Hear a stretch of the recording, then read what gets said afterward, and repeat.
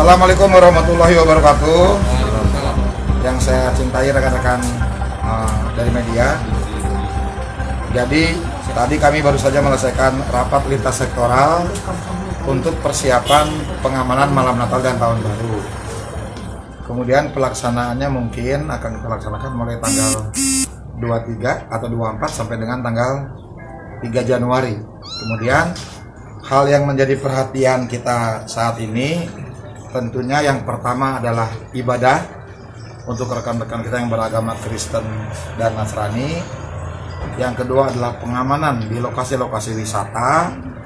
Dan yang ketiga pengamanan pada saat malam Tahun Baru. Dalam rapat lintas sektoral yang baru kita laksanakan ini, kita tidak jauh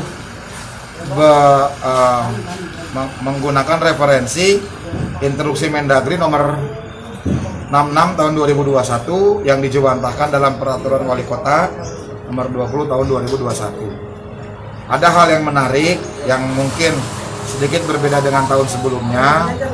Yang pertama, ibadah gereja kalau tahun lalu diutamakan online, sekarang sudah boleh, namun 75%. Besok hari kami akan mengumpulkan senior-senior dan tokoh agama Kristen untuk membahas masalah ini. Kemudian untuk tempat wisata masih kita tarik ulur, apakah ditutup mulai tanggal 24 sampai dengan tanggal 3, apakah hanya malam Natal dan malam Tahun Baru.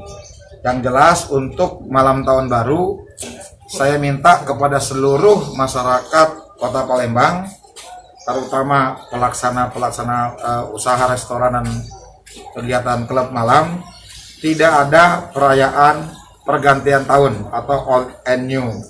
Ini sudah digariskan oleh pemerintah pusat, oleh Satgas Pusat. Jadi kegiatan seperti biasa baik.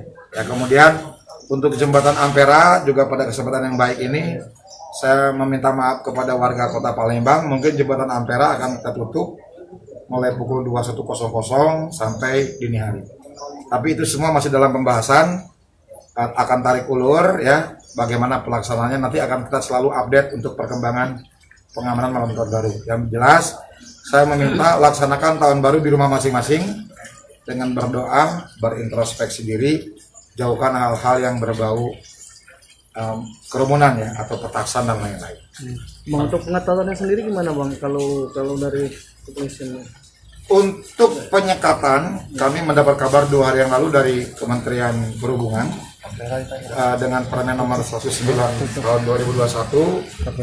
Sementara pemerintah pusat atau Satgas COVID-19 nasional menghilangkan penyekatan, ya, menghilangkan penyekatan, tetapi akan diadakan, mereka menggunakan istilah pengetatan atau pelaksanaan cek vaksinasi secara random kepada pengguna jalan yang ada di Palembang, tentunya kalau di Palembang seperti itu.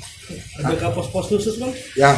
Untuk pospam kita melaksanakan di 11 titik yang berfungsi sebagai pengamanan, pelayanan, dan juga penyekatan apabila dibutuhkan melihat situasi yang berkembang nanti.